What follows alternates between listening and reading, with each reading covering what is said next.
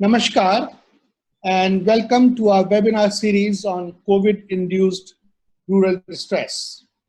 Today's webinar is the second in the series and will focus on rebooting rural economy, grassroots perspective. As you know, certain restrictions were lifted yesterday and more are likely on May 3. So we thought this was probably an opportune time to discuss various aspects associated with rebooting the rural economy. Just quick introduction for our new participants who have joined today. My name is Vinay Kumar and I'm from Transforming Rural India Foundation, an organization that mobilizes the dynamics and processes of Bazaar, Samaj and Sarkar, the community, the state and the market to create a deep and durable impact on the multidimensional nature of poverty in the poorest 1 lakh villages of India. With me is Sanjeev Kunsalkar. He's my co-host. Welcome, Sanjeev. Welcome. And Sanjeev leads Vikas Anvesh Foundation, a serious research organization that works at the very grassroots for sustainable impact. Sanjeev is also the chair of our board at Transforming Rural India Foundation. This webinar series is being organized in partnership with Village Square, which is an effort really to galvanize national discourse on rural India by bringing stories of the villages, their successes, angst, and dreams. Friends, our first webinar was on COVID-induced rural distress, the role of the citizen. 4 speakers from different parts of the country provided a grounded view of how serious the situation was in rural India and what the steps were being taken to reduce this hardship. I think what came out pretty strongly was that a large number of CBOs and community-based organizations and civil society organizations of all types were playing a very crucial role and have in fact been the first responders in alleviating distress. However, they are below the radar both for public policy and for citizens in general. The webinar also brought out a strong collaboration with which civil society organizations were working with government efforts across the country. And this was great news, particularly in this situation. And as for the roles of the citizens, they could play a major role, it was pointed out, by directly participating in the activities or supporting the CBOs in their areas in whatever capacity or form they were comfortable in. And whichever CBO they thought was authentic and was doing great work. And yes, by following the protocols and staying safe. Friends, today we would be talking about how do we get restarted in the rural economy. And we'd like to understand the immediate relief measures that might be required to restart the rural economy, whether it's about agriculture production, the input and output market linkages, the current situation with livestock related activities, the issues of migrant labor. We've received a number of questions with regard to migrant labor and how we can possibly enhance farmers' resilience to withstand such adversities. To discuss these and related issues, we have 4 experts with experience in different aspects of rural economy. I'm delighted to welcome Ashok Kumar. Ashok is the Director of Agriculture at TRIF, Transforming Rural India Foundation. Hi Ashok. Ashish Mondal, he is the founder and director at Action for Social Advancement. I've had the privilege of working with both of them and we hope to hear from you. Sanjeev Asthana, Managing Partner, iFarm Venture Advisors. Hi Sanjeev. Hello. My video is not starting for some reason. It has been switched off at the host level. So, but am I audible? Yes, you are audible. Okay. And Sanjeev Kumar, founder and advisor that GoTrust. So welcome. And I just noted that we have three Sanjeevs on our virtual dais. One is my co-host and two speakers. So yeah. Just a couple of points about hygiene. We'll have this session for about an hour and a half. Each speaker will speak for about 7 to 8 minutes, after which we will post some questions. Some of these would be from the questions that we've already received, and there will be some questions which Sanjeev will be asking and will putting to each speaker. After all the speakers have spoken, there will be time for discussion and we'll take some questions from the audience. So let's get started. I request Sanjeev to introduce the speakers and yeah, take it forward. Thank you. Sanjeev. Thank you, Vinayji, and welcome to the 228 participants. We are really overwhelmed. We thank you for participating in our event, and we hope that we will be able to, all of us together will be able to bring out some salient aspects pertaining to the disruptions that have been caused by this unwarranted situation of lockdown to the rural economy, and can bring out some pointers which can help both the farmers and other people in the rural areas. I'm going to talk first with Mr. Ashok Kumar, who is my colleague in Transform Rural India Foundation. Ashok Kumar is based in Ranchi and has close connection with farmers in over 20 odd districts in Jharkhand and also in Madhya Pradesh, where he supports the livelihoods related work of Transform Rural India Foundation. And Ashok is an agriculture expert. He has several papers to his credit and is a very good expert in agronomy and coming up with package of practices for crops which are ideal for the region. And has recently developed the package for optimizing the kind of land and water resources for farmers to maximize their income in their respective locale.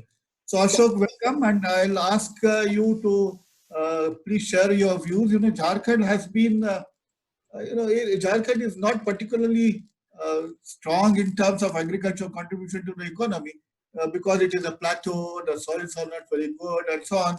But it is very good in terms of contribution to horticulture, the vegetables production in the country.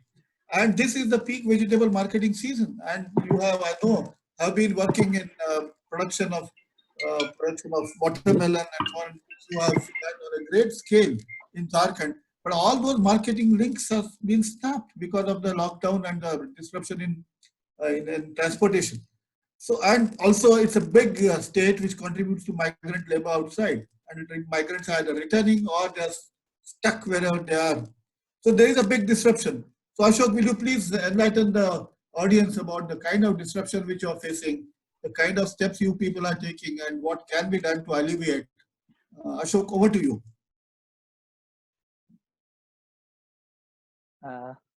Thank you, Sanjeev. And basically, I'll be talking not only about Jharkhand. I will be sharing the stories from MP as well as in Jharkhand, and I would like to share what is going on using some live cases. We are closely working and interacting with the farmers.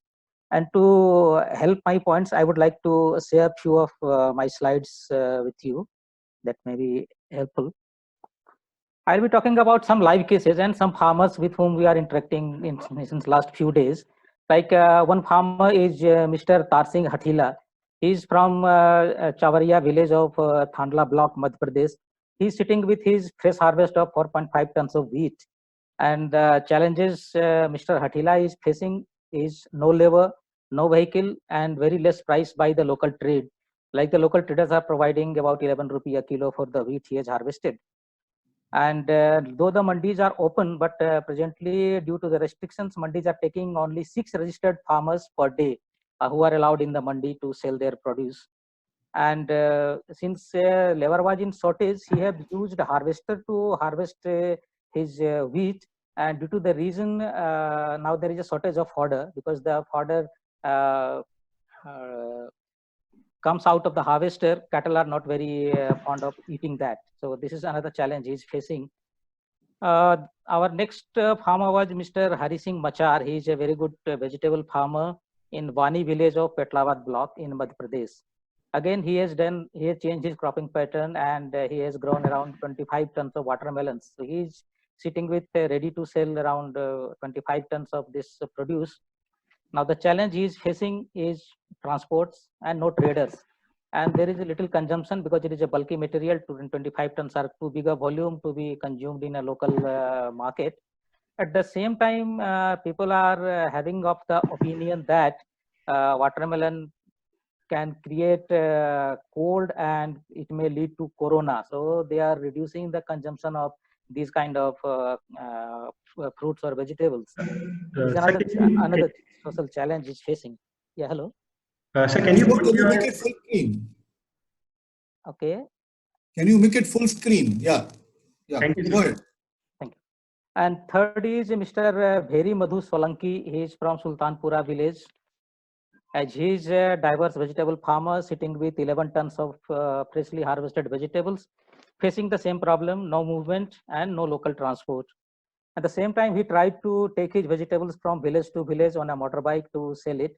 But in the villages, the roads are blocked and he is not able to reach to the villages. So he's sitting with all his produce and don't know what to do with that. Another vegetable farmer is in from Manawar block in Dhar district of Madhya Pradesh. And he's also having the same problem of not able to sell the produce. Another thing he mentioned that it will be his crop is still standing. A lot of production is still to come from the field, but he's facing difficulty because he's not able to purchase inputs from the market. It is all closed, and it is very difficult to go to the markets. And there is a labor shortage. Nobody is working in the field, so the field operations are affected. At the same time, he is also facing a problem of summer cotton. He's a farmer who has planned to grow summer cottons, but the seeds are not yet arrived in the market. And he's wondering what to do with this summer cotton crop he was supposed to grow. So these are the four cases kind of, and the similar situation, these are all smallholders and the similar situation everywhere, be it Jharkhand or Odisha or Madhya Pradesh or Jharkhand, everywhere farmers are facing similar kind of problem. So now let us think, if are these only four farmers, and what is the nature of these farmers and what is the scale at India level? There are some of the photographs of these farmers who are sitting with their produce, and many of them have donated to the different NGOs who are doing food supply. So they are even distributing their produce through different organizations who are supporting, who are doing ration distribution.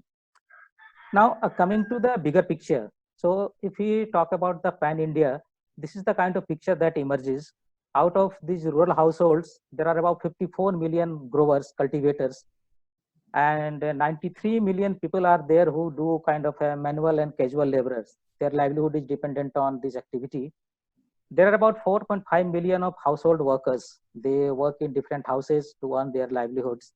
And about 3 million people who do other kind of work like driving and loading, unloading, these kind of non-agricultural small enterprises. They're dependent for their livelihoods. About 6 million people are there who are depending on begging or charities, and about 4 million of rag pickers. And there are other 2.5 million people depending on other activities. So in a nutshell, these are the people who are worst affected because everything is shut down and their business is at stake. There are no income for them. And when we consider about the individual household, what are the different share of activities from that their income is coming. So here we clearly see that about 80% of the income is coming from cultivation as well as wages and salary that they earn from doing kind of a manual work. And another area is the livestock. About 11.9% of their income is coming from livestock. And this is another area which is hugely affected due to the lockdown. We are all hearing about the story of poultry growers or the people who are doing dairy or small livestock rearers like goat rearers. I think Sanjeev will educate us more about this sector, how these things are going to be affected. So this is where these smallholder farmers are and the rural households are, and they are earning their incomes from different activities. So in nutshell, the challenges what they are facing is the casual wages. So it contributes about 40% of cash income, and it has gone due to this lockdown. And now they are depending on the little reserves that they have, or they are dependent on the support from government and civil society they are getting. The second challenge is very soon the migrants will be back here. Okay. Hello. So the migrants will come back, and earlier years they were coming back with their earnings to invest in next farming season. But this time they are coming with empty pockets and with very shattered assurance that what they will do next, whether they will stay in the villages or need to go back. So it is going to be a big problem, big challenge for these rural areas. Another prospect of earning from a small amount of cash is also gone, because many of the smallholder farmers or surplus farmers, they were growing some vegetables and some cash crops, and this is the time when they sell and earn some income. But it is also gone due to the lockdown and movement restrictions. At the same time, the consumption in the local market is also low. We are all locked down in our houses and we are consuming much less than what we used to. And March, April was the peak season when these high value crops like flowers, vegetables, watermelons, mangoes, jackfruit, tamarind, these were all being cultivated or harvested from the forest or the fields. And it was the source of income for many of these smallholder farmers. So these are all gone because the uptake in the terminal market is very negligible. Even there are no takers. Like in Ranchi, the green chilies are sold at even 8 rupees per kilogram, but there are no takers. There are no traders who are coming and picking them up. But if you consider the last year prices, this time general prices were about 80 to 100 rupees a kilo. Now it is about 8 rupees a kilo. So, and the next earning season for these farmers is about 6 months away. When the Kharif crops will be harvested, only then the next income is going to come. So it is really a very difficult time ahead for these smallholders or these rural communities. The Rabi harvest, as I said about different cases, there is a very high labor cost, and they are still waiting to sell because there is still mandis are not operating at full place. And this all will lead to investment into Kharif season will be reduced, and I am afraid that due to less investment, the output will be also much reduced. Then some of the farmers said about labor scarcity during Kharif, because many of the migrant laborers who used to work in the fields will go back to their respective villages. So in many places there will be a scarcity of manual labor in the farming. The similar time, farmers are very much afraid of constrained supply for the Kharif season, because a lot of seeds are required to be and all inputs required to be moved to the from the production site to the remote villages. And this movement of input is still unpredictable, and it is not there. Another thing that we are experiencing in the villages is panic and stigma associated with the people coming from outside. Whether a person from one village is going to other village, there are roadblocks, and there is a lot of fear among people that perhaps they are carrying the pathogen.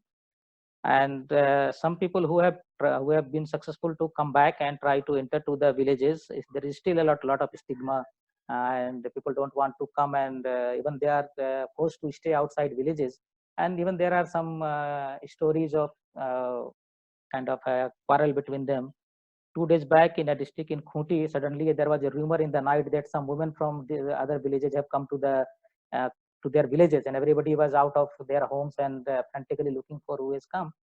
Then later on, police arrived and they arrested some people there. Why during the lockdown you are outside on the road?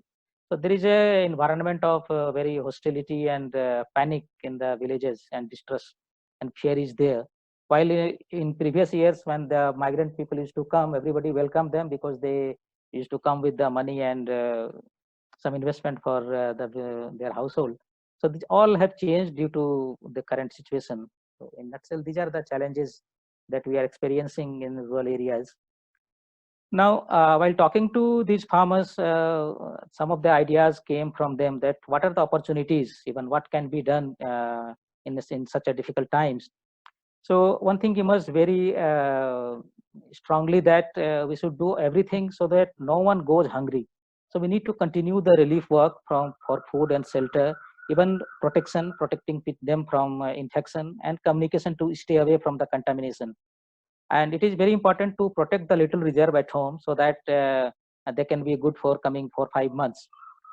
Second very important thing is to fix the broken supply chains. They are all broken, so how it can be fixed so that whatever produce is there, it can be picked up, it can be sold out, or it can go away to different places for consumption. A lot of local entrepreneurs can be very useful in that area, in the villages. Some agri entrepreneurs or some value chain actors in the villages, they can be helpful to aggregate and make them attractive for the markets.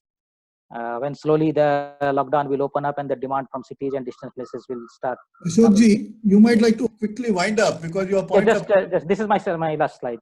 Right. And the cash in hands for the producers, some grant support and some easy credit needs to be there. Accelerated Manrega activities so that they can have some manual labor and some earning in the village itself. Now the guidelines have come how to Manrega work can be started in the villages.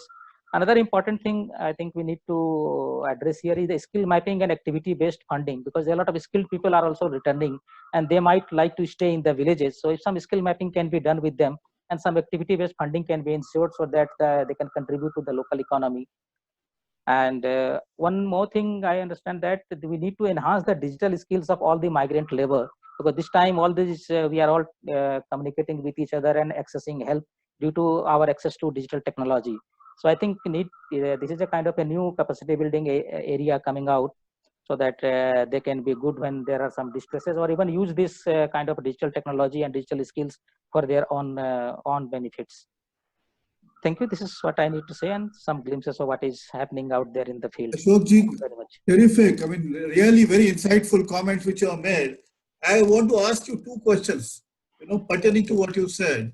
One was, you talked about cash support and credit which should be made available to people. You have this Garib Kalyan Yojana where so much money is supposed to be put and food is supposed to be given and so on. Now, I'm told that there is a lot of queuing for collecting that 1,000 rupees or whatever the government has announced for them. Now, in this kind of an environment, when banks are stressed actually just to delivering that cash, what is the situation on credit planning? Is there anybody? Normally the NABARD and the associated banks come up with credit plans and people submit them, and investment credit or crop loans, etc. start moving around this time. What is the situation on that front? Is there anything moving? That's first question. The second question is, you talked about migrants. So the situation about that is quite varied. In some regions, migrants are returning. In some regions, migrants are not wanted and so on. So what is happening? You talked about labor shortage. And I thought when migrants returned after a trauma, they would remain back. So how can there be a shortage? Well, can you clarify that a little bit? Yeah. First thing, Sanjeev said about access to credit. Presently, yes, some money is being transferred to the people, and now people are queuing up for accessing these 500 or 1,000 odd rupees there. And there was some rumor that they need to withdraw the money as soon as possible, otherwise it will go away. So a lot of people came and they just crowded the banks, and banks had really difficult times to handle such a crowd in there. So there is a lot of miscommunication there. And second thing, like in Jharkhand now, government has started transferring about 1,000 rupees to the migrant labor account. And for that, they have developed a specialized app. So this app can be used by about more than 3.5 lakh laborers stuck in different places. And they're trying to use this app to upload their bank accounts and their Aadhaar number and other details so that they can access this money. But it is again not working. We were learning that they're facing a lot of difficulties in accessing that money. So in that way, it is not very effective about accessing finances. And about agricultural credit, I don't think I'm not seeing any movement out there in the field, because people are still waiting, and not much of any encouragement for that. No communication is going out from the banks, either from bank side or the government side, that you can go and ask for more money, or you can get collateral free loans and stuff. So announcements are there, but not much of kind of systems there how you can access this money at this point of time. About labor, you were saying something? Yeah, about labor, we are experiencing two kind of situation. One is the place where, like in Jharkhand, a lot of migrant labor will come back and they will perhaps stay in the villages. And during this Kharif time, there might be oversupply of laborers because they will come and they will stay in the villages. But while in the villages like in Indore and Dhar area, where a lot of migrants used to come and work. So some of the farmers like in Gujarat, area of MP that is supported, that is nearby Gujarat, they are saying that we'll be facing a lot of labor challenge this year because all the migrant labor is gone. So both situation will emerge. Thank you, Ashokji. I'm now going to shift to Ashish. Ashish, as Vinay, you were saying, heads the NGO called Action for Social Advancement. He also is closely associated with the largest and the most successful farmer producer organization named Madhya Bharat Farmer Producer Organization based out of Bhopal, and dealing with I think some 20 odd districts and engaging mostly in seed production and seed supply and of course other issues of farmers. So Ashish is singularly well placed to tell us about the situation on the input supply side. Ashok hinted that input supply is currently crippled and nothing is happening on the ground. So Ashish, will you tell us about what is the situation, particularly regarding seeds? Because this is a peak time for seed supply. Of course, you will also enlighten the participants about what is happening out there in Madhya Pradesh and other areas where you are working.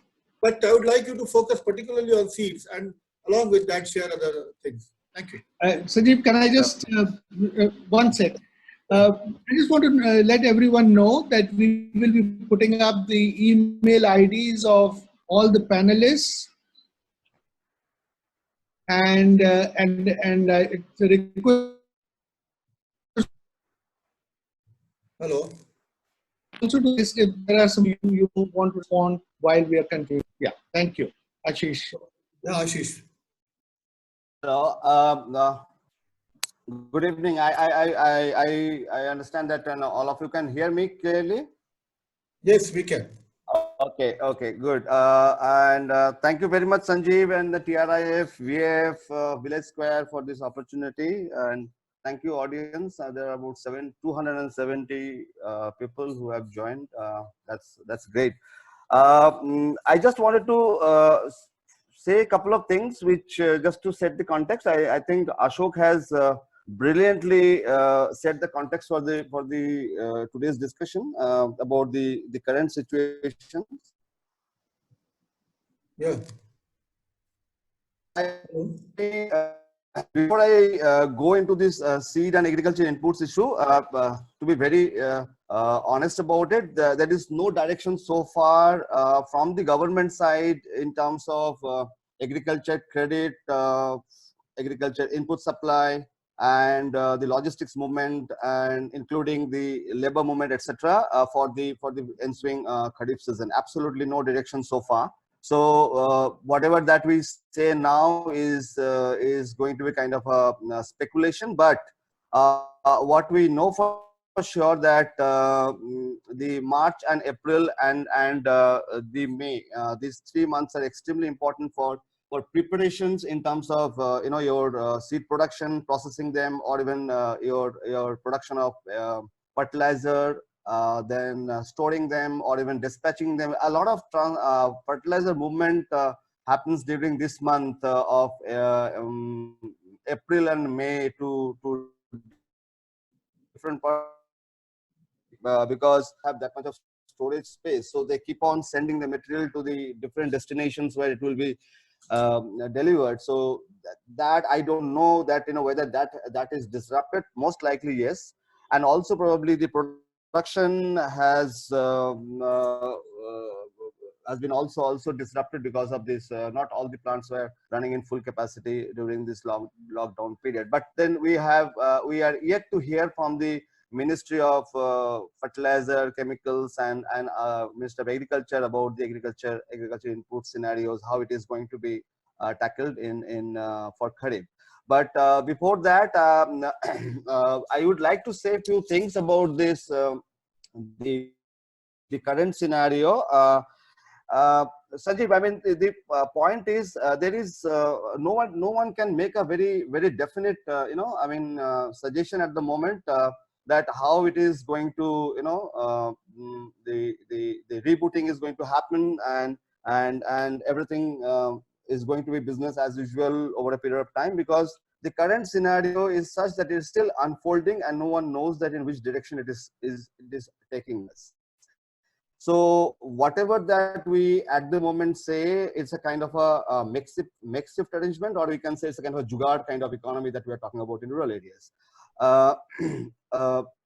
First about this, what Ashok rightly said, that there is a lot of distress sale going on with the wheat, and wheat is this time the wheat and chickpea both were a kind of a bumper production, you know, and it is same that if the farmers are selling the wheat at 11 or 12 rupees, Ashok is very correct, 11-12 rupees kilo, or 11 or 1200 rupees per quintal, because I was looking at this, because our producer companies, they enter into this wheat procurement in a large scale, and they supply to different mills. So the mill's price in and around Indore at the moment, the mill delivery is something like 1860, 1850, like that, which means that the farm gate level price would be not more than about 1500 rupees a quintal, whereas your MSP price declared is a 1925. We all know that MSP is not universal. We all know that MSP has its own limitations, but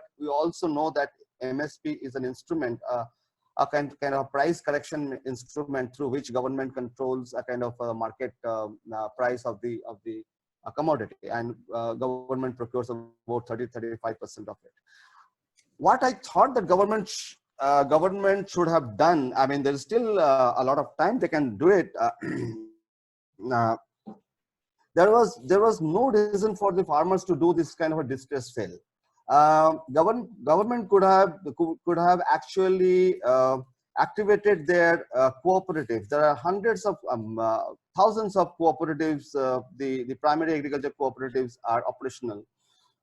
Then there are community institutions, then there are gram panchayats, then there are farmers organizations. All are available.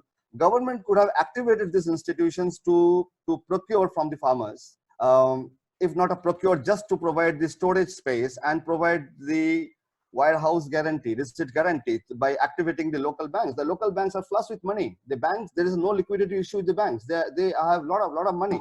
So they could have actually given farmers the kind of a 60-70% of their commodity value in advance. That could have actually helped farmers to address their liquidity issue at the moment. And then when the market stabilizes, the farmers had the options to go and sell it in the market. And government could have actually taken care of the working capital interest as well as the storage cost. I don't know why the government is not doing so. That is something government would have actually done a good job by saving farmers from this distress sale. Now, coming to the next point about this, if there is anything that can be done at the rural economy at the moment to kind of help it out, as nothing but give them money. The cash flow in the rural areas is a severely disrupted and skewed.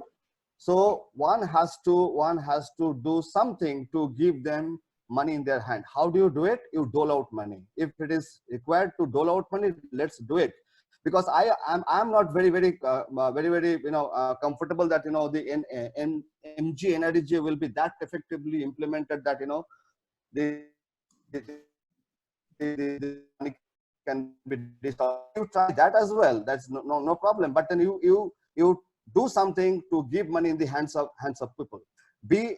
You ensure that there is a kind of a food supply available to everyone so that nobody goes hungry. And these are immediate measures that need to be taken without any further delay. That's my two suggestions. And now coming to your inputs thing.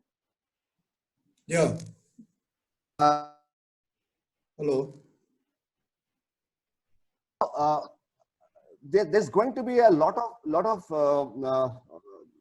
this is again a speculation. There's going to be a lot of crop change that might happen this year. I was hearing the other day the finance minister of Punjab was saying that they are not expecting the Jharkhand or UP or the West Bengal laborers to come back for their paddy transplantation. So they are thinking of changing from paddy to cotton, which requires, of course, less labor. Similarly, the small farmers, whatever seeds that they have, the home saved seeds, which are basically the composite varieties, which would be like, you know, your paddy or Right. like, you know, maize or black gram or Good. your Ashish, I think your voice is breaking. and all other crops, that they will. Sorry. Is it better now? Yeah. But I think you have made your point. So I would just put you a couple of questions.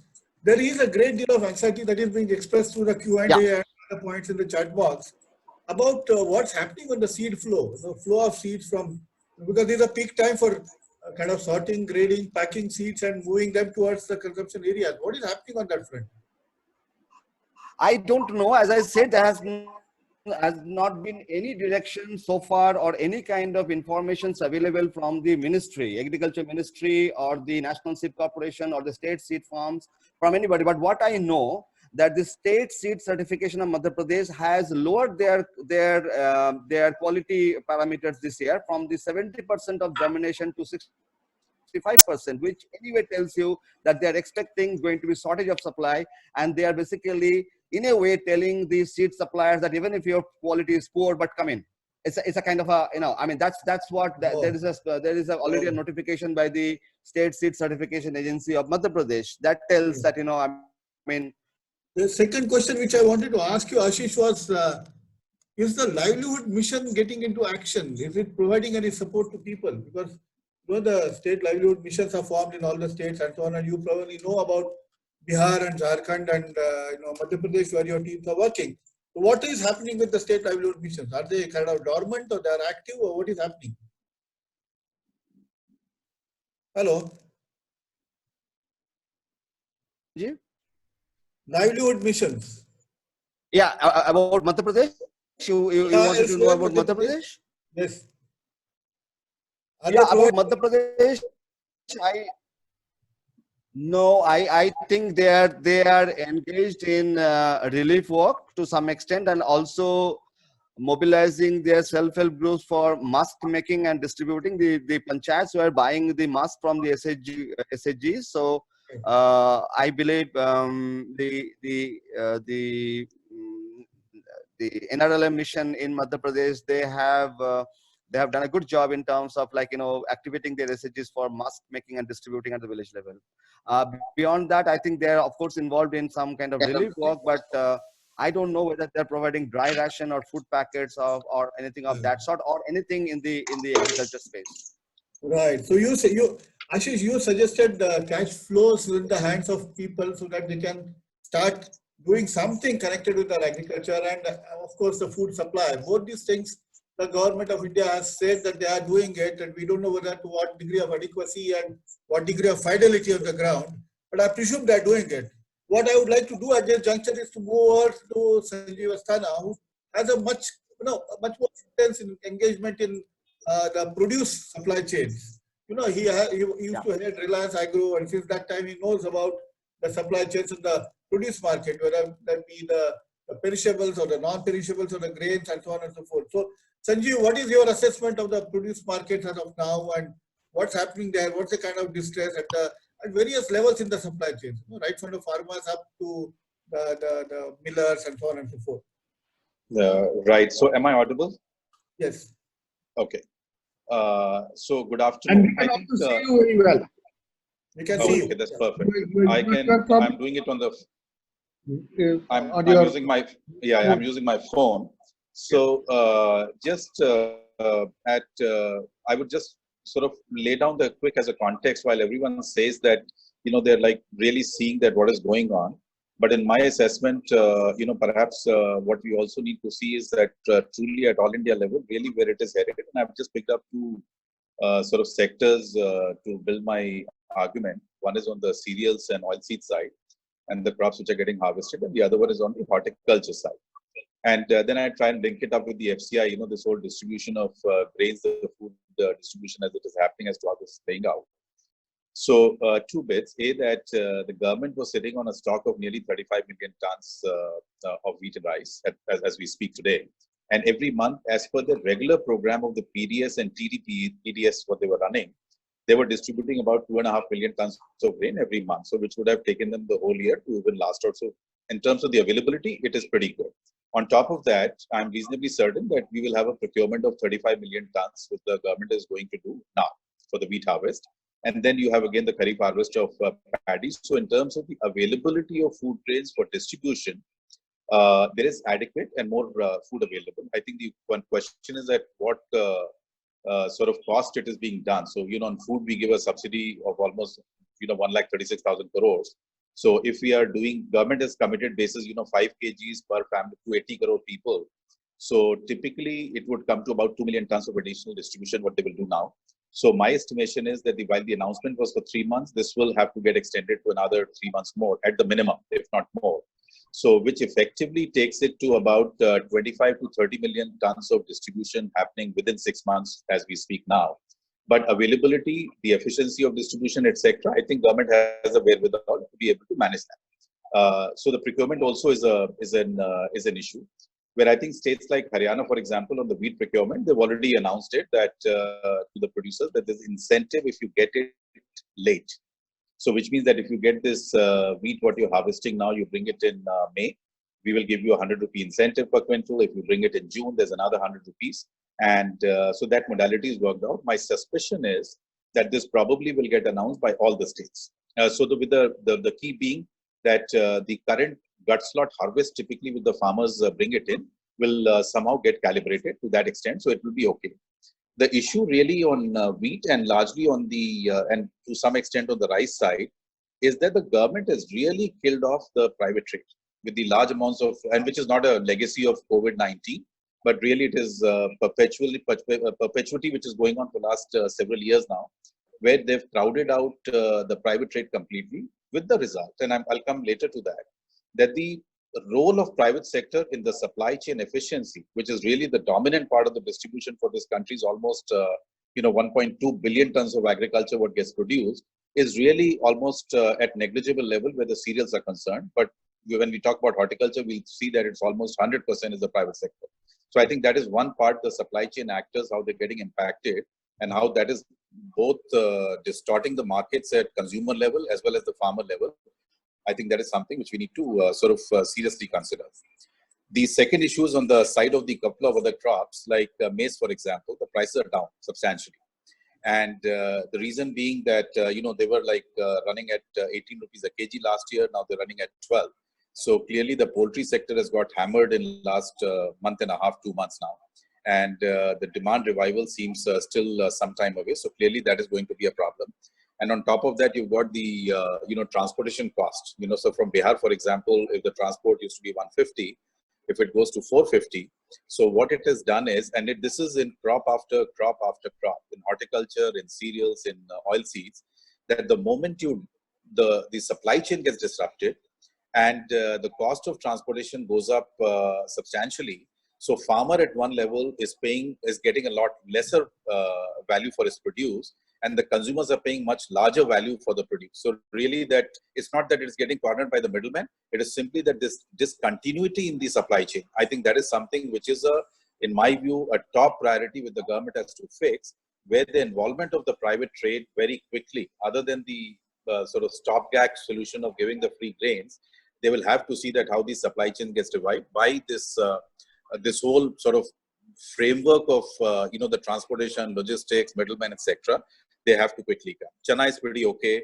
For example, mustard, again, the pretty much same issue as maize, that the prices used to be 44 rupees, they're 35, 36 rupees. The transport cost being very high, so farmer is getting lower. The consumers end up paying higher. So really, there are a range of issues around cereals, which has to be dealt with more alertness now. And I think we need substantive solutions beyond that free distribution of grains. So that's one bit I would submit, for everyone's attention. The second issue is that on the horticulture side, and I think that's a much more serious issue. So, for example, the cost of growing bananas is about 6 rupee 50 paisa a kg. It's more or less, I mean, you can give and take 50 paisa either side, but that's broadly the cost. The price at farm gate is running at about 250 to 3 rupees a kg. So clearly, and on top of that, the supplies coming to the market, for example, are very low. So that is one part, which means that it is left at the farm gate, highly perishable. So the ability of the producer to hold it to get a better price later is very limited. Apples, for example, the prices which last year per box in Azadpur Mandi used to be 1100 rupees per box is at 700 rupees. And for the lower varieties from 800, it has gone to 400 rupees. But the key issue is that what 100 trucks used to come every day to Azadpur Mandi, they've dropped to 200. So really it is getting stuck back in Himachal and Kashmir and all that. So the transportation to the destination mandis is virtually stopped. Same is the story for grapes, it's for watermelons, vegetable, the supplies are down to 50%. I checked with a couple of people at Azadpur Mandi really in terms of what is going on. So the arrival at the same time, and which incidentally in several other groups I've been saying that this is what we need to truly check. That if you look at the larger mandis like Vashi and Azadpur and Kota and look at mandis in South, that truly what is the arrival versus last year at the same time? What is the arrival versus the previous month and this month when the gut slot, the peak harvest is picking up? So Azadpur, for example, it is just about 20% arrival. The second issue is that the redistribution which used to happen, so when it comes to mandi, then it gets redistributed back to the smaller retailers and pushcart vendors and, this whole sort of very massive distribution architecture which has built up over decades. That part has absolutely collapsed because of issues of, the tempos being stopped, the smaller trucks being stopped, the distribution not happening. And that is causing a problem. Now, my issue is that linked to this, if you look at the international supply chains, for example, the exports of basmati rice and rice from India, it's almost completely a standstill. If you look at to the markets like Middle East and others, so it has come to a complete standstill. While on price level, you will find that prices will look good. But the point is that unless the money flows into the system, which largely happens either through the exporters or through the, the commission agents, the traders, the retailers and all that, that gets into a big issue. And the other issue which is also happening is that just as a brief sort of aside, the international supplies of DAP, for example, with China and DAP, like China and Canada, the big supply phosphate producers, I think if government has to look, 6 months down the line, 12 months down the line, 18 months down the line, what kind of disruption is going to impact on the availability of the inputs, like Ashish spoke about seeds and a couple of other areas, my sense is that it is going to be an issue. So really what could be done and, what truly is going on right now, I think if I to look at, the revival bit of it. So for example, one issues on the food security front is at a very basic level. It does address, wheat and rice getting distributed 4.5-5 million tons a month by the government. It does meet the expectation for, let's say, 80 crore people, but India has another 40-50 crores. How does the food security really get assessed and managed in that sense? So issue may not be the availability in the country overall, but as we all know, the last mile distribution, is it going to the ration shops? Is it reaching the, the mills? Is it reaching the retail points, etc., for the efficient distribution at the right price? I think one large issue government will have to check out as to how exactly that is going to happen. The second issue, which I briefly spoke about in terms of the bandwidth, what the FCI and the state distribution has. So my sense is not a large issue. I think government has the wherewithal of staggering the procurement. So clearly, while there might be some very basic level of suggestions I may have, but I think that part is not such an issue. But I think truly the three bits which I would recommend strongly with the government can look at. One is that how do we, and I think we need to just put that into respective slots, really, that how this entire thing will revive. One is that how does the farmer, what kind of support it can get in terms of procurement. So it's easy to say that government can buy the, perishable, but it's impossible. So the only way that can happen is that some very massive stimulus to the private trade as it operates at the farm gate level, as it operates at the Mandi town level, as it operates at the Azadpur Mandis, and then the redistribution mechanism which is there, I think has to be provided because the money has got really stuck in the overall system. So that's one bit. Second is on the trade itself, that, this whole architecture of the people, what we have, that how do they get, whether it's the interest-free credit, because the easiest way to manage this process will be to really fund the trade. And the government has a pipe, so they have the availability, they've got all the bank accounts, and they've got the ability to do that. So they have the means and availability to really fund this middle sort of segment, which continues to support. And I think that's just incredibly important, for this thing to get started. The third is at consumer level, this big hit which is happening, that you may have a distortion at the consumer level where they're ending up paying high prices. So for example, in Gurgaon, you buy an apple which is 250 rupees a kg. But if you go to the farm gate level, it is running at 40, 50 rupees a kg. So really, it's not getting eaten up by the middlemen. But really, that can this value go back to the farmer? And the only way you can revive it, the supply chains have to get well oiled. Things have to starting to get moved, and this must get going. And I think it will have a big impact. Yeah. Sanjeev, you have made some brilliant points and pointed at the intensity of the problems caused into the disruption of the because of the disruption in the. Can I take 30 seconds more? Just 30 seconds. I was just finishing this. Just a quick 2 more points. And last part is the whole part of the regulations bit. So for example, there's a lot of talk going on that mandis ought to be allowed to operate outside of this one. Really, what has happened, we don't know. But I think right now there are 2 sets of measures at the regulation level government can pick up. And one is that very massive immediate set of actions what they need to take, which I think is on supply chains and regulations, really free up and infuse capital into that system. And the second one is the longer term play in terms of structurally changing some of the things, because this impact in my assessment is not going to go away in 3 months and 6 months. This is a 12 to 18 months sort of window in which this entire spectrum of actions will have to be taken. Only then things will start to look good. Right. Thank you. I got a few questions, but let Vinay wanted to come in for a minute. So Vinayji, please. No, I just wanted to say that, I think it's great that we are seeing some of our panelists responding to the questions that people are asking directly, which I think is a good thing. We can reach directly the people. I just want to let everyone know that this is the second series. This is the second webinar in our series. And coming Saturday, we have another webinar on the same topic, but the effort would be to look at rebooting rural economy from a more macro policy perspective.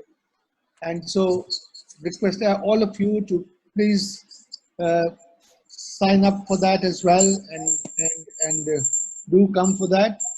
We also have a micro site that we have developed for these webinar series, and would invite you to visit that site. You will have details about the organizations behind it, different speakers, their backgrounds, and the recorded version of the entire,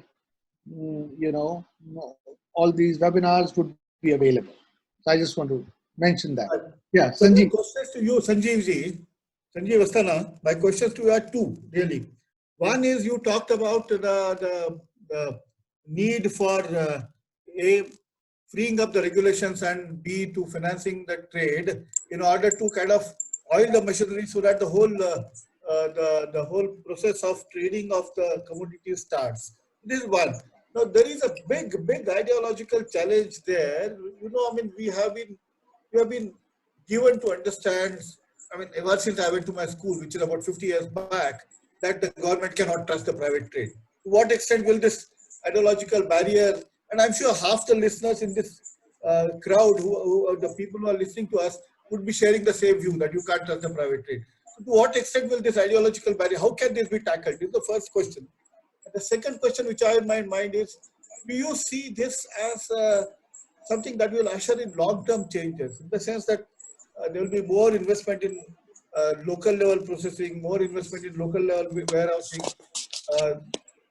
things like that, cold storages, and so on and so forth, which would kind of delay the impact or delay and buffer the impact of such shocks to the rural economy? Do you see that kind of a thing happening over a period of time? So, sir, 2 parts. I think really government has no choice, because I think the role of the government in both procurement and distribution, the food part, is negligible in our country. At best, it's about 45-50 million tons a year. what we produce is some more than 1 billion tons of ag produce. Of course, a lot of it gets kind of settled in the rural areas. So I think private trade is the one which does the entire distribution of food in this country. So clearly, government may have whatever ideological barrier, but the fact remains that they are the ones who are sort of distributing, managing, and driving it. And I think within certain controls and this one, they'll have to look at. My sense is that the government is extremely practical. I think do understand. I think the issue fundamentally might be that we are used to talking at very macro level or extremely micro level. I think the fact remains that detailed assessment of these issues and as they're understood and driven, I think would certainly help and make government make the appropriate decisions about it. And I think that's something which has to be convinced. And I think people like yourself can play a big role. I mean, we all do in our own ways of talking to the government in terms of what it can be done. But I think that is something which is of prime importance. So really, ideology may not be such an issue here.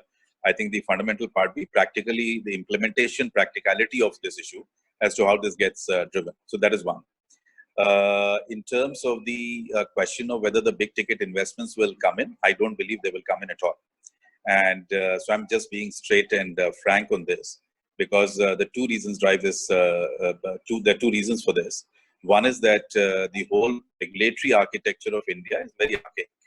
And despite all, one step forward, two steps forward and 5 steps backwards, I think we've seen this happening now for decades. So till we have fundamental changes happening at the, at a constitutional level between state ag as a state subject versus the center being sort of funding the money, but state managing it.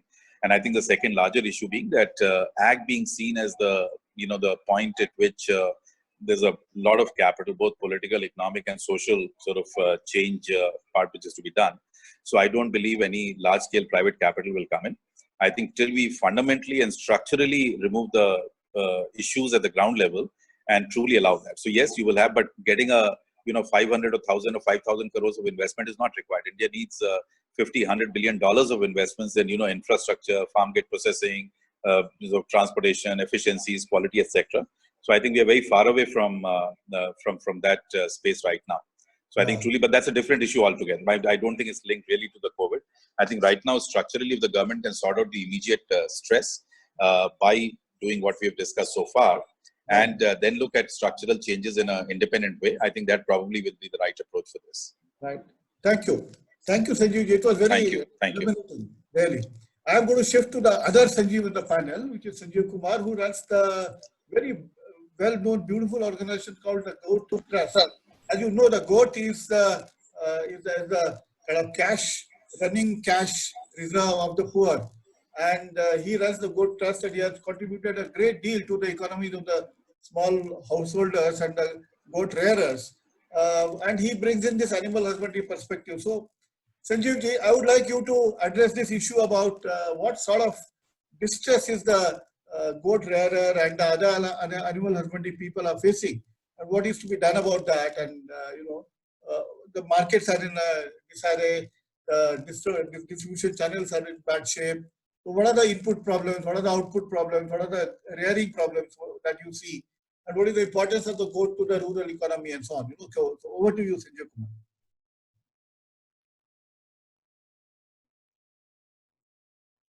Hello. Sanjeev ji? Yeah, my voice is audible?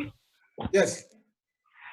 Okay, thanks to all of you and all of listeners, in fact, and now talking about livestock in general.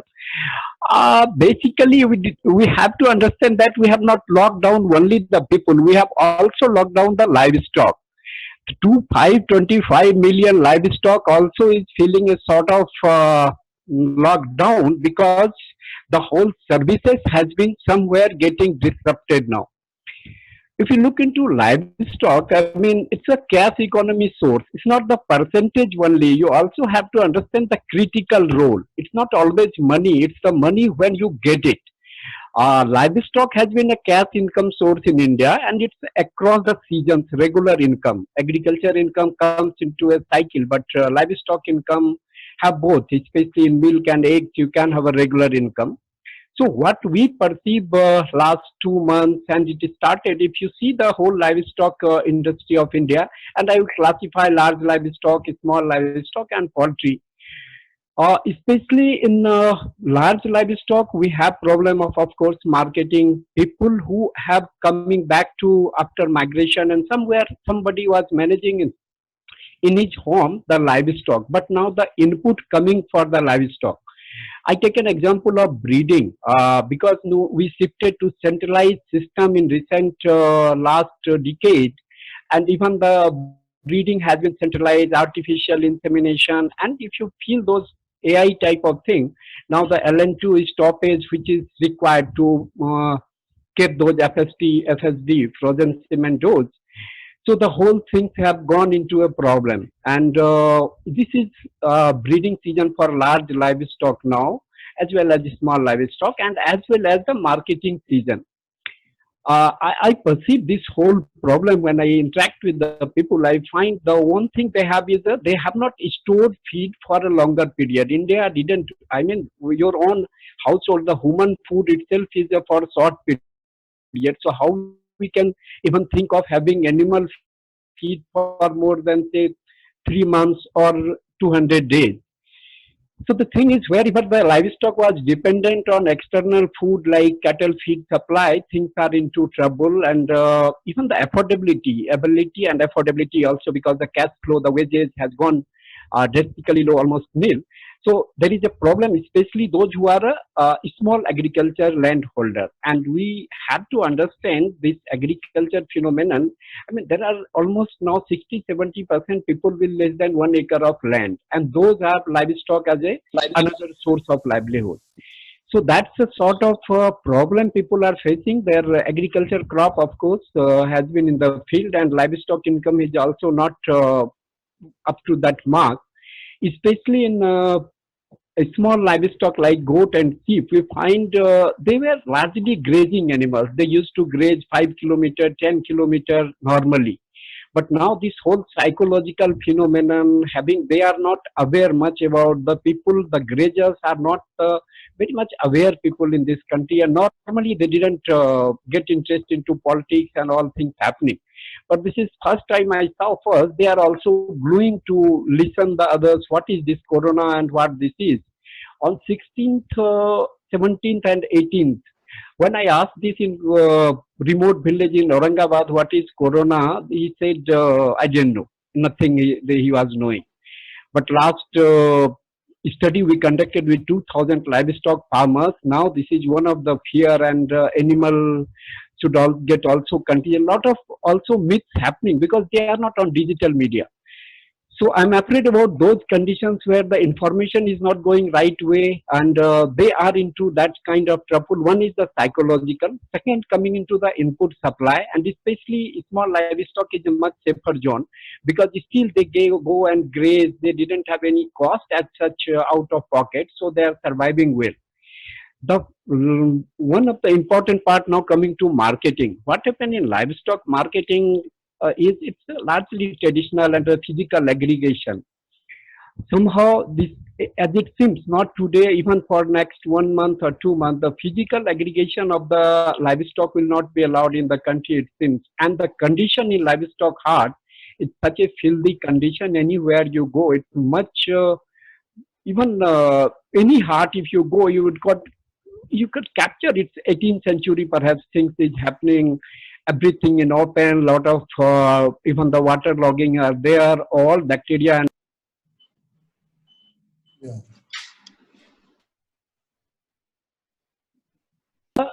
that seems a great problem in livestock marketing because now this is season for goat. They normally kid in October, November. So 3-4 months kid they normally sell.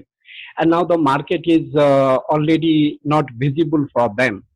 So that seems to me, and that is realized by most of them as a typical problem just now, and we need to shift. So the coming back to the solution, I would like to be brief on that. Just 3 solutions we need to understand. First, of course, the marketing part, trade. We cannot leave the trade like this. It's one of the largest trade in the world of livestock we have in the country. When we talk about India, we talk about almost 97% of Asian livestock is in India and China. So when it started on China and the livestock, somehow that is not coming. Hello. Your voice is gone.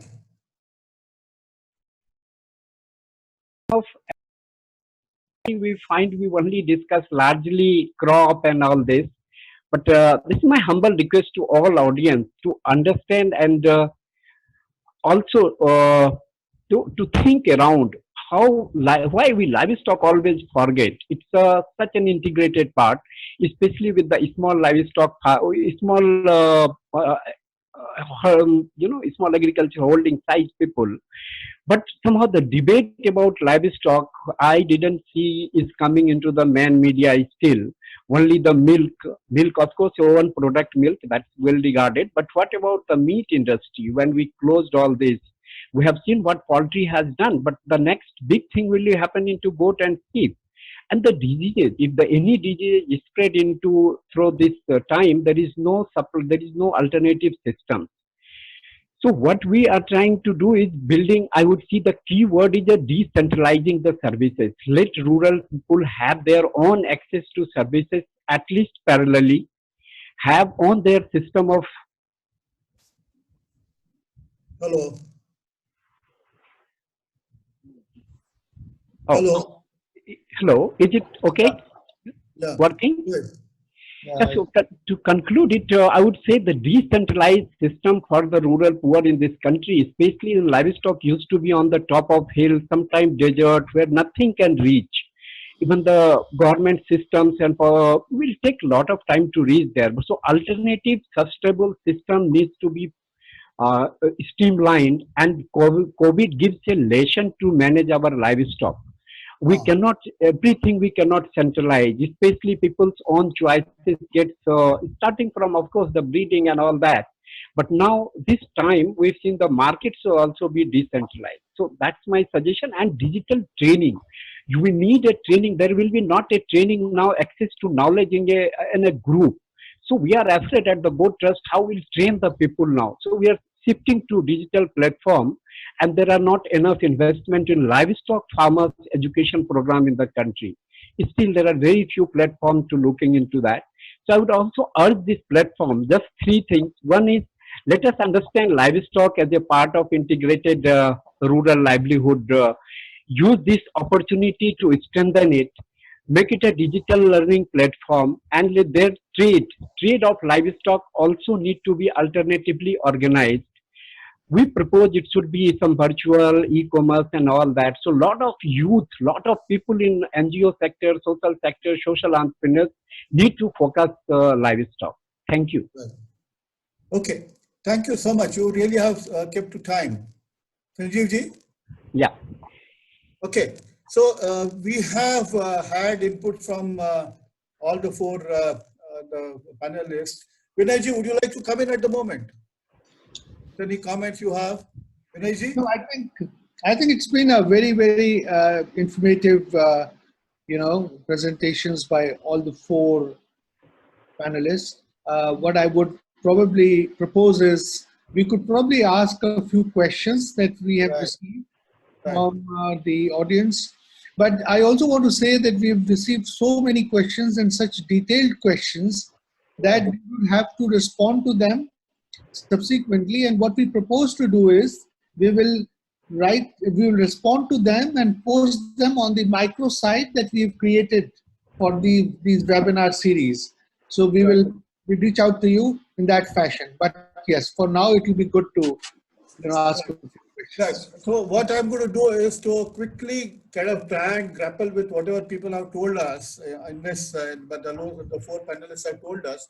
Try to make sense of that, and then take some of the questions which have been shared with us in the prior to the seminar at the beginning and now. See, what we started with Ashok Kumar, who told us about the dire stress which the individual smallholders are facing. He also told about a little, the very, very stark reality of the terrible marketing situation which the producers of the perishable goods such as watermelon and vegetables, etc. are facing. He also told us about the issue of the migrant labor coming back, causing perhaps oversupply, migrant labor going away from prosperous agricultural zones like Malwa, leading to a labor shortage there and so on. So the picture is a little complex.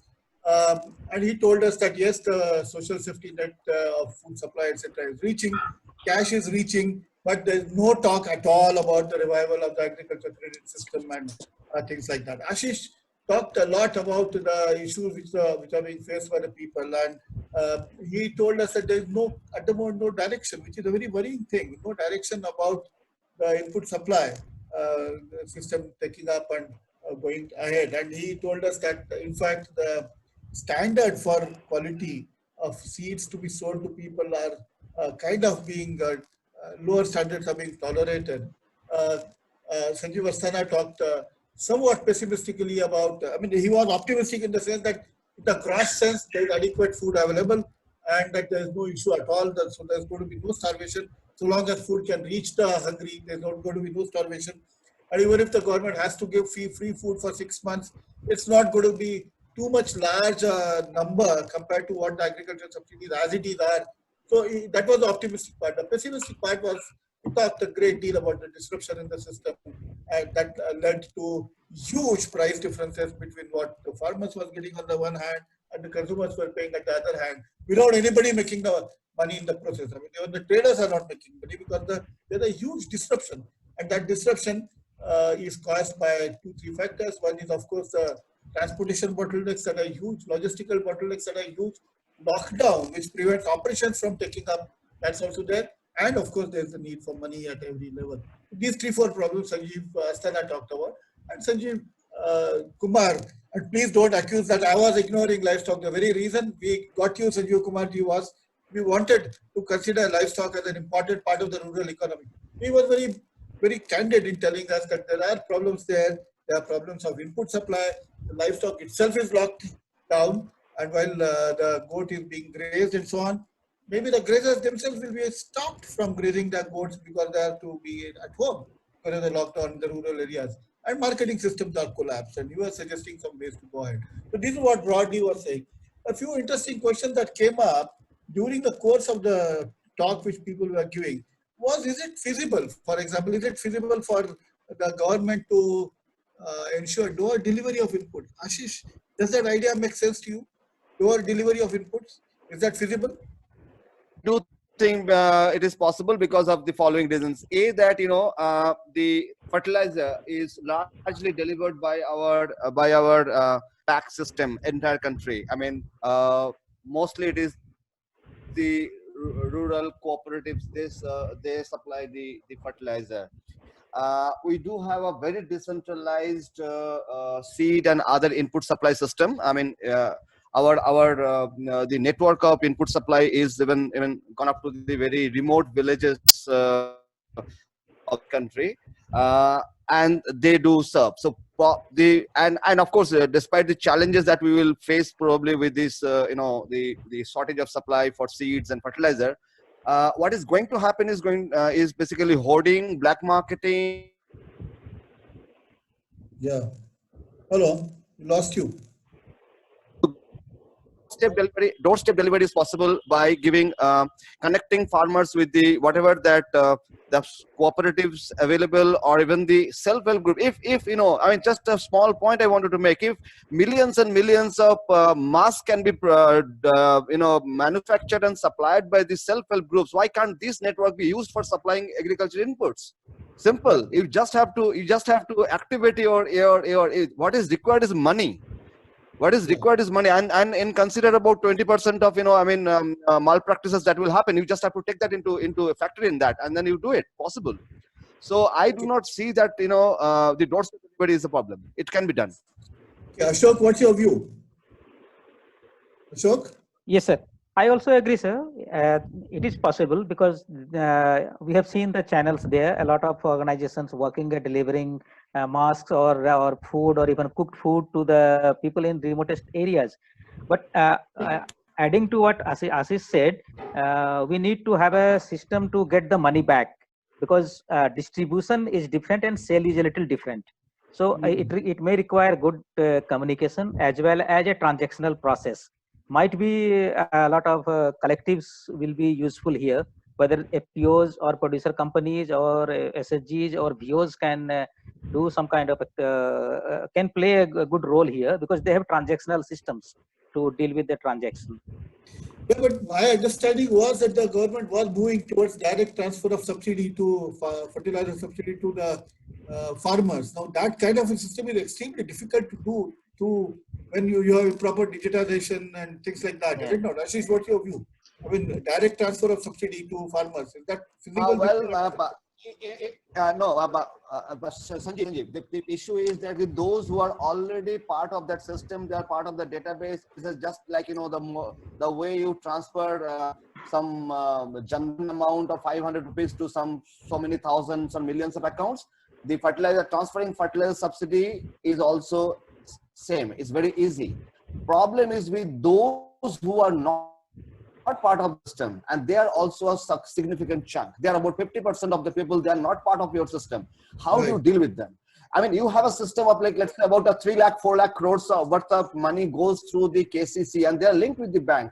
Reaching out to them is not a difficult thing. But how do you reach out to those who are not part of the KCC, not part of the cooperative system, not part of the other system? Maybe they are part of the SHG system. You can identify them and reach out to them through your SHG and other networks, APU network, SHG network. So reaching out is possible. And for them, you don't have to do this digital, the back-ended subsidy. You just give a bag of urea or bag of SSP or bag of DAP to them, straightforward. All right. All right. Now, what is in the realms of possibility and what will actually happen may often be two different things, because what currently is happening is everybody is preoccupied with what they consider saving life. From saving life to smooth operations of systems is a huge jump, and that is where we are all getting stuck. Would I be right in saying that? Any comment on that, Sanjeev Asthana? Yes, sir. I think you said it appropriately, and I was trying to allude to that. So the two sides. One is managing the three things, in fact. One is our immediate response to the COVID-19 crisis as to how that is getting administered. All my submission is that the policy response today is very immediate relief, and only that. But the fact is that while this immediate relief is being provided, there is a much larger structural challenges which are building up, which will last out at least 12, 18 months. This is the time to be addressing, looking at those, thinking through that, and working around them. Otherwise, what may end up is you may just end up spending a lot of money for immediate relief, but what you could have simultaneously done the structural solution, that you might miss out. And then there is a larger part of a longer term solutions about direct benefit transfer and nutrient-based subsidy on fertilizer, or how the DAP supplies will come, etc. Those are the other set of issues, or investments in rural areas. I would say that if we can distinctly address the first two, and insist at the policy level, you cannot just look at next 2 months and 15 days. That's important, but please work after 3 months and 4 months and 5 months and 6 months. Exactly the same set of issues will keep surfacing, and they'll become worse at that time. Yeah. Sanjeev Kumarji, you are very right to point out that goat is such an important, and livestock is such an important part of the livelihoods of the rural poor in particular. And within that also the attention of the policymakers and everybody is focused on large livestock. No? This is the tragedy generally everywhere, that rural is less voice, has less voice than the urban, so to say. Therefore, rural is neglected. Within the rural, those who are small and marginal are neglected. Within that, those who hold the dairy animals are looked after, but those who hold goat are not looked after. And you have the combination of the rural poor here. The incomes are dependent on migrants. The incomes are dependent on the goat. How do you ensure that they are looked after, except by giving just plain subsidies? Is there any other way of bringing them with responsibility, with dignity into the mainstream? Sanjeev Kumarji, Ashokji, all of you can talk. You have been dealing with the farmers. My question, understood? See, this the one class goat farmers who have not taken any subsidy last 100 years or 70 years of our independence. They have never voiced any subsidy and had most sustainable livelihoods they have practiced. Even the politically, if you find their way of resilient economy, the climate change, even the part of pastoralism or non-pastoralism, even backyard farming, everywhere they practice the best. But I don't know. I know, but I could not say it directly at this moment. But would like to express this is a political decision, as you know, in this country. their political voices is still not coming up. The one of the problem is when the market comes, these people, goat farmers especially, are not organized. So my one of the thing is let them also get a bit of organized. They have collectively, because the statistics, the data, which didn't say those income which they earn from the goat. People didn't have the idea how much income comes to a village through the goat. But the two things have to be understood. One is the critical income. When you have nothing to sell. You cannot sell your agriculture land for your son's, say, medical or admission in a college. For a poor farmer, they sell it a goat or poultry or something like that. So coming back to your question, I would say once they get organized and they can develop a system, the market, which is no data is available, what is the role of their in the economy within livestock. So I personally perceive when the data is available to researchers, to academicians, to people, things will organized and will have much better policy impact. And that's why I say now let us go to virtual marketing. This COVID has given a silver line in dark cloud. Now people will have to realize the migrants. I can assure you the last day I visited, around 7 of migrants had said me directly, I will go for a goat. Because the type of investment, the low cost of investment, they didn't have fund, and the other factors, a bit of quick repayment, quick income they are looking for because it's a 6-month cycle. So I perceive that once the data is fed to the system will change. Okay. Ashok ji, any closing comment from your side? No, I'm good. Thank you, sir. Okay. So Vinay ji, over to you. Okay, thank you everyone. I think it's been a very, very stimulating discussion. As you were speaking, we were still getting questions. I can see this question which is coming on, subsidies for people who are, breeding goats, and some people are questioning that. So it's very interesting that we are getting a lot of questions. We are absolutely thrilled and encouraged by the kind of response that we have received so far in these 2 webinars that we have conducted. I would strongly recommend that please visit our site called villagesquare.in/webinars. You will have a lot of stuff. Recorded versions of the webinars would be available. You can share, you can go over them, you can write to us, and let us make it into a continuous dialogue, between the practitioners and thought leaders that we think about. Secondly, about the questions, as I said, we will organize all the questions in a manner that they are club theme wise, and they will be, responded to and posted on the website. So do visit the website.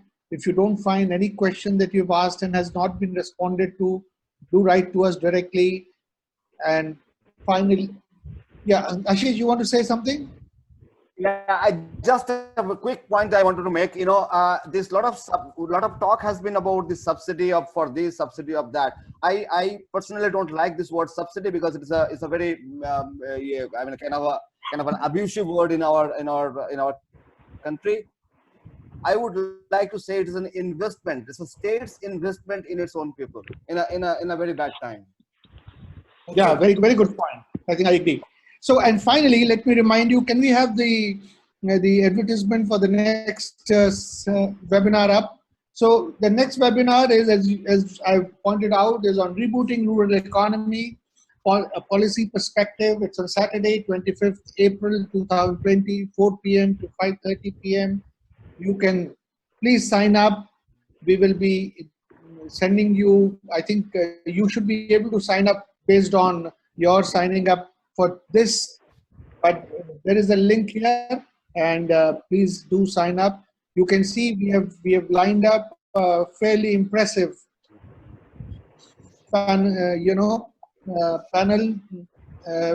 so who will be able to give you a very diverse perspective on a variety of areas that affect rural economy with policy perspectives.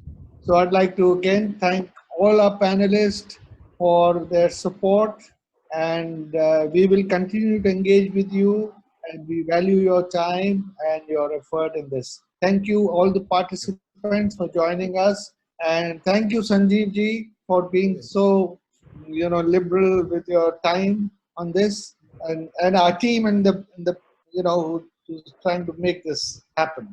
So thank you everyone, and until the next webinar. Right. Thank you. Bye. Thank you very much. Pleasure. Thank you. Bye bye.